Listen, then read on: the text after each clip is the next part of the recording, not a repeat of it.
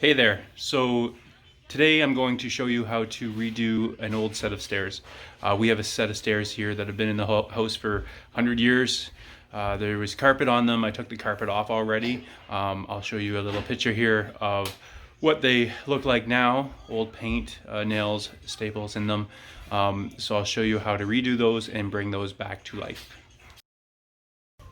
So one of the first things you'll want to do is take out any extra nails or staples. The carpet here was stapled in. So I use these, I think they're called pinchy things. I use those to pinch and pull. Don't pull and pinch, that will not work. Pinch and then pull. All right. All right, now that that is done, what you'll need to do is get some wood filler.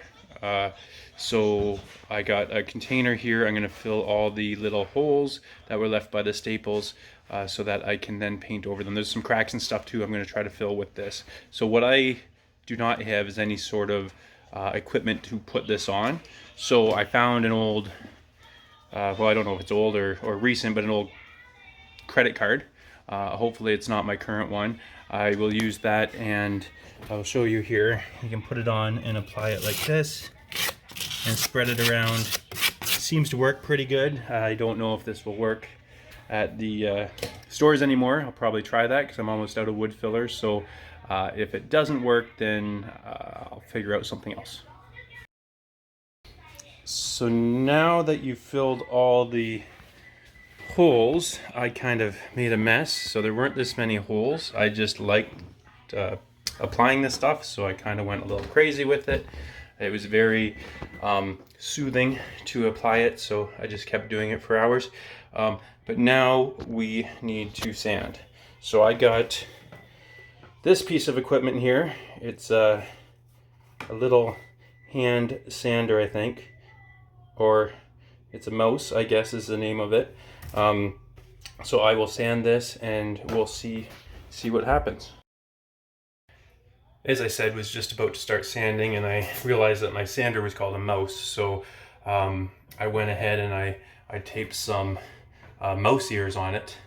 I'm not sure if you have to do that. I would recommend it just to probably do a better job. So go ahead and do that and then you can start sanding. So now comes the sanding part. So what I like to do is just let my mouse do what it wants. So you just go like that for a bit. It seems to do the job. Oh, it got stuck a little bit there. There we go. And then back to the start. Nice and easy. One thing I forgot to tell you about your mouse is you actually have to put sandpaper on the bottom. So you probably got these little strips with your mouse. They actually go on the bottom pretty easily, just a little bit of Velcro like that, and they go on and they actually sand. So the equipment won't do it without the sandpaper. Only a couple steps into it before I realized that, so no big deal there, but should do a better job now. One other thing I should mention is just make sure you take enough breaks. It can be a long day if you don't, so I'm going to take a little break here and give your equipment a break because it can be a long day for them as well. So you see the mouse there is having some cheese as well. So give them a break or they might wear out on you. So as you're working on the stairs, I like to work from the top down so that you can have all of the stuff fall down. Make sure you clean off the stairs, and like I said, you can work from top down. You can brush it down. All of this loose stuff, as I guess the French would call it, the debris. You can brush that down and get it down to the next step, and that'll clear off this step for your mouse to go to work. So we had a little issue here. No matter how well you prepare, or how safe you are, something could always go wrong. So what happened today, unfortunately, is our mouse here, he lost one of his ears. So I always like to keep a first aid kit on site so I can quickly react to this. So I got a little polka dot band-aid here. I'll get his ear back on, I'll get it fixed, and he'll be right back on the job. So no worries there. One thing I didn't mention yet is as you're working away, it's very important to stay hydrated. So make sure you have a break every once in a while and drink some water, some H2O. So Nick, could you grab me my water, please? Here you go, Daddy. Thanks, buddy. Good H2O. Daddy, where'd you go?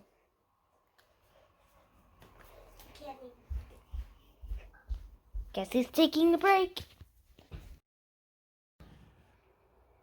So now that you've sanded them down, what you need to do is sweep them. So I swept them, got all the dust off, and then I used a mop to mop them so they were really clean. There's no dust or anything before we put the paint on. If you don't have a mop, I guess you could get a couple otters just out of the river or something and try to get them to slide down your stairs. You'd probably need some sort of treat at the bottom. Otters, I think, probably eat steak, maybe a taco or two, something like that. Mops are probably easier, but whatever you have on hand. So get those nice and clean, and then we move to the paint. So I have my paint right here. I'm gonna do a eggshell white. Now, it does say paint and primer. I think that is some sort of Transformer reference, so I like that. Big fan of them. So I'm going to use that paint and paint the steps right now. Okay. Now, when you're ready to paint, you want to make sure you stir the paint up. So I shook the paint before I opened it, but I'm going to stir it. I don't have a stir stick, so I'm going to use this. It's a one of my son's pencil crayons. So if you're wondering where you can get one of these, if you have kids, just probably go in the room and look for a pencil crayon. If you don't have kids, maybe go to a craft store, ask for a pencil crayon, not a crayon. Crayons are a little shorter, a little more waxy. I don't know if it will stir as well, and not just a pencil, because there's some lead in there. I don't want to use lead paint, so I don't want to put lead into the paint. So I'm going to use a pencil crayon. So I'm going to just stick this in here, give it a good stir, really mix it up. You want to make sure that all the paint is mixing. So I'm going to do that probably for about 30-35 minutes. I won't record the whole thing, but you kind of get the gist of it. So when you're painting the stairs, you're going to be up against the wall, obviously. So a lot of people will tape that in. There's something called painter's tape. It's a little bit different than Scotch tape, as you can't see through it. So don't put it over your eyes and try to walk around like you would with regular Scotch tape. So you can put that up against the wall, and it'll stop the paint from splashing, or if the brush touches the wall. I don't think I need that. I'm pretty sure with my hands. So you can see here, I've got the tape. I just haven't opened it, so I'm pretty sure if I'm painting here, I can just get. Oh, son of. Okay, just cut for a second. So I finished the stairs. I have realized now that I will need a second coat on them, which isn't a big deal. There's nothing wrong with a second coat. I went to a Shaggy concert once when I was younger. It was June, but it was a chilly night, and I actually put on a second coat.